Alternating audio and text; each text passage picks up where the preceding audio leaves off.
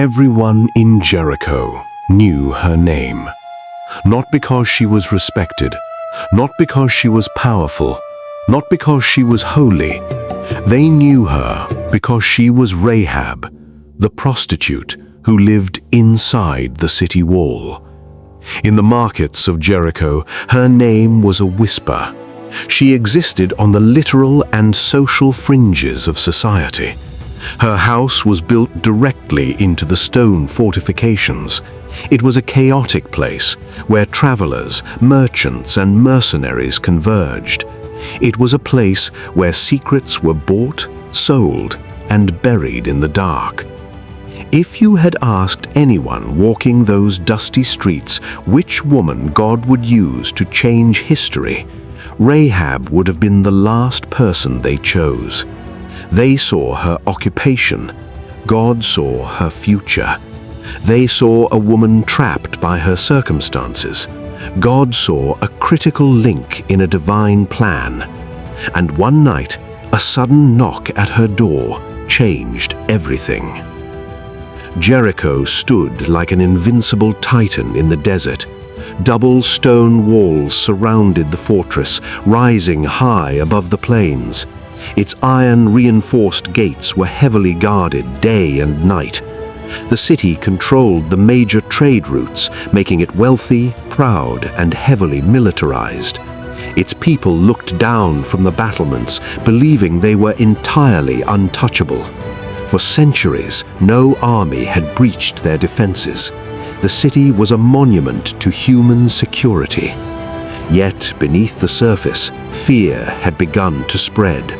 Stories were arriving from the wilderness, carried by breathless merchants and terrified travelers. Stories about a wandering nomadic nation called Israel. The citizens of Jericho huddled around fires, whispering about the miracles following this strange people. They spoke of how their God split the Red Sea in two. They heard how mighty Amorite kings fell before them and how entire armies were wiped out in the desert. The people of Jericho were paralyzed with dread. The legendary courage of the Canaanites had evaporated. Israel was coming, and everyone knew it.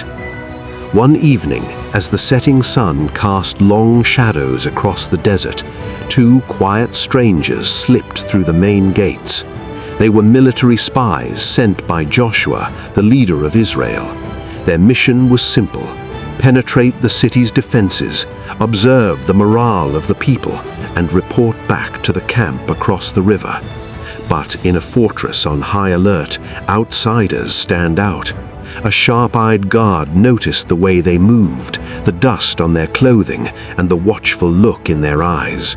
Word spread rapidly through the guard towers, reaching the king of Jericho himself. The report was definitive. Israelite spies have entered the city tonight. Immediately, the king dispatched soldiers into the dark streets. The gates were locked down. The hunt had begun. The two panicked men realized they had been spotted. The heavy thud of military boots echoed against the stone alleys behind them. They needed a hiding place instantly. Turning down a dark corridor, they ended up at Rahab's house. Perhaps they chose it because travelers routinely came and went without attracting suspicion. Perhaps they thought a house on the wall offered an easy escape route. Or perhaps it was God's plan steering their footsteps through the shadows. Whatever the reason, when the two panicked men burst through her door, Rahab made a split-second decision. She welcomed them inside. Before the spies could catch their breath, a heavy pounding shook Rahab's front door. The authority of the king was on the other side. "Bring out the men who entered your house. They are spies sent to uncover our weaknesses." Rahab stood in the doorway, caught between two worlds. She faced a life or death choice. She could hand the men over. It would be the easy choice, earning her a reward from the king and ensuring her immediate safety. Or she could protect these foreign enemies. If she was caught harboring spies, the punishment would be swift and public, execution for her and her entire family. Moments before the soldiers breached the door, Rahab hurried the spies up a ladder to her flat rooftop. She hid them beneath thick bundles of flax laid out to dry in the evening breeze. Descending the ladder, her heart pounding against her ribs, she looked the king's soldiers dead in the eye and delivered a calculated lie. Yes, the men came to me, but I did not know where they were from. When the gate was about to close at dark, they left. I do not know where they went. If you pursue them quickly, you will overtake them. The soldiers didn't hesitate. They turned and rushed out into the night, sprinting down the desert road toward the Jordan River. Once the sounds of the soldiers faded, Rahab climbed back to the rooftop. She pulled back the stalks of flax, revealing the two stunned spies. The men looked at her in disbelief. Why would a Canaanite woman risk a horrific death to save foreign enemies? Rahab looked out over the darkened horizon and gave an answer that shook them to their core. "I know that the Lord has given you this land," she whispered. "A great fear of you has fallen on us, so that all who live in this country are melting in fear. We have heard how the Lord dried up the Red Sea for you when you came out of Egypt." Then, this woman who had spent her life in a pagan culture surrounded by false gods spoke words of breathtaking clarity. "For the Lord your God is God in heaven above and on the earth below." Think about the depth of her statement. Rahab had never seen Israel's God move. She had only heard whispers. She had never seen a plague, a pillar of fire, or a split sea. Yet, while many of the Israelites who witnessed God's power firsthand grumbled and doubted in the wilderness, this outcast Canaanite woman believed based on faith alone. Realizing that the destruction of her city was inevitable, she made a desperate plea for mercy. "Now please swear to me by the Lord that you will show kindness to my family, because I have shown kindness to you. Give me a sure sign that you will spare the lives of my father, my mother, my brothers, and my sisters. Save us from the death that is coming." The spies, moved by her courage, bound themselves to an oath. "Our lives for your lives," they responded. "If you don't tell what we are doing, we will treat you kindly and faithfully when the Lord gives us the land." Before sending them out into the night, the spies gave Rahab specific, non-negotiable instructions to ensure her survival. Her safety depended entirely on three conditions. First, she had to tie a specific scarlet cord in the window through which they were escaping. Second, she had to gather her entire family inside her house. Third, no one could step outside the front door during the attack. Anyone outside would be responsible for their own death. Everyone inside would be covered by the oath.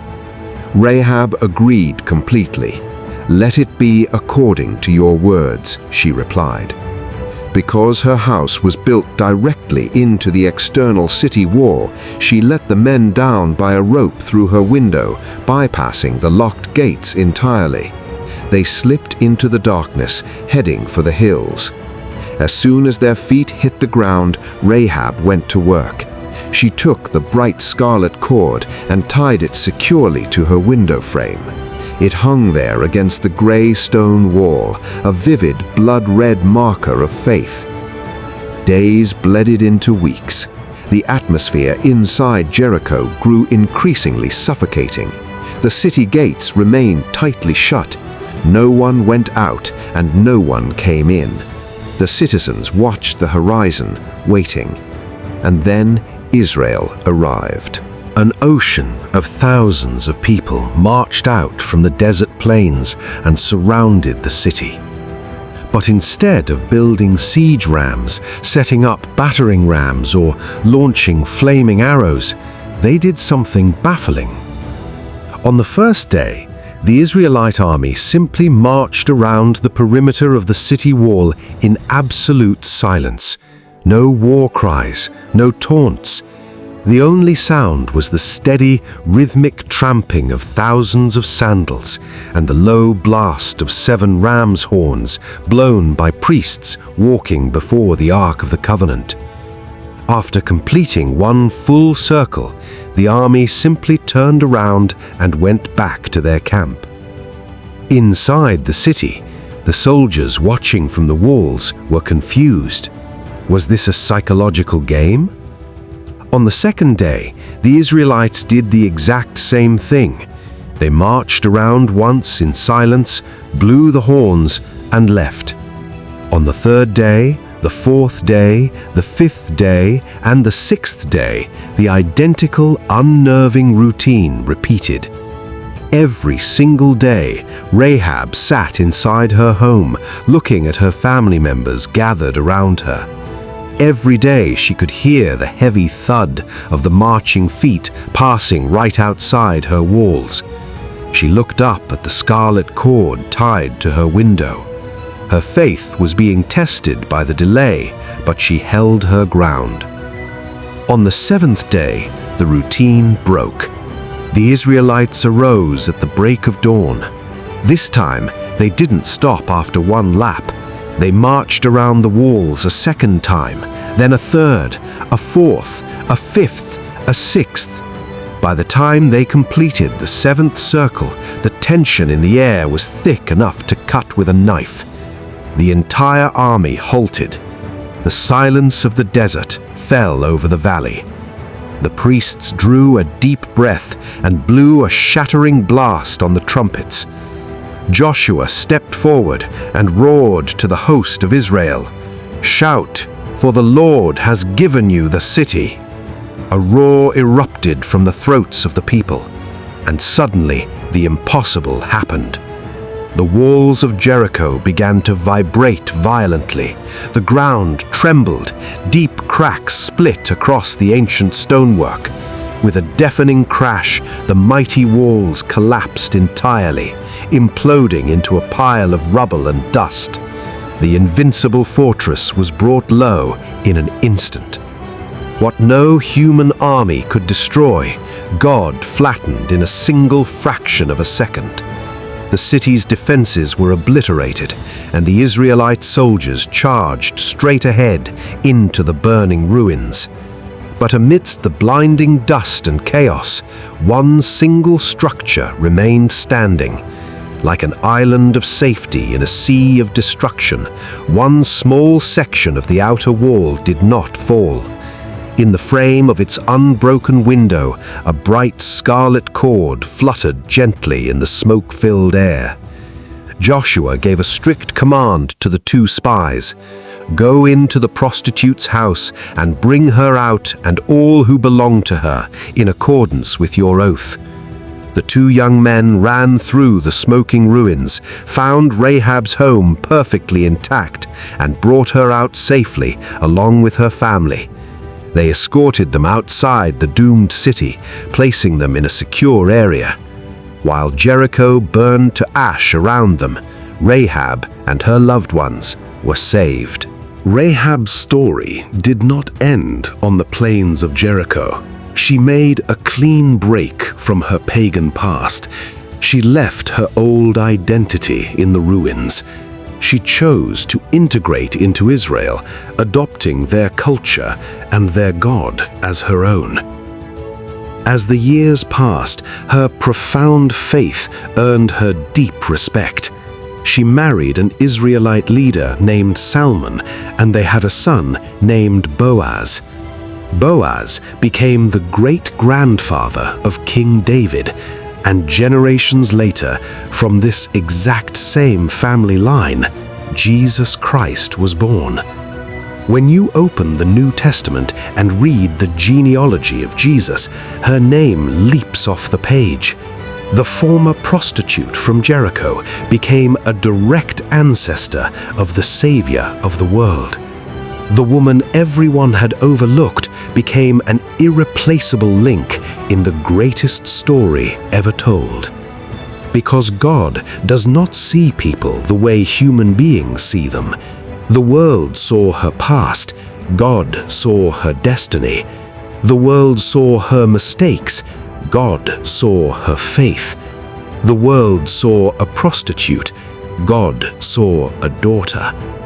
Rahab's dramatic rescue is living proof that no past is too broken, no reputation is too tarnished, and no life is too far gone for the grace of God to redeem.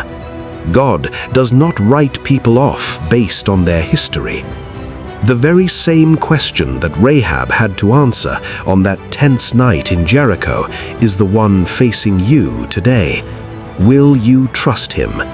Will you hang your own scarlet cord of faith out the window and trust that his grace is strong enough to hold you when the walls of this world come crashing down? If this story built your faith today, hit subscribe and share it.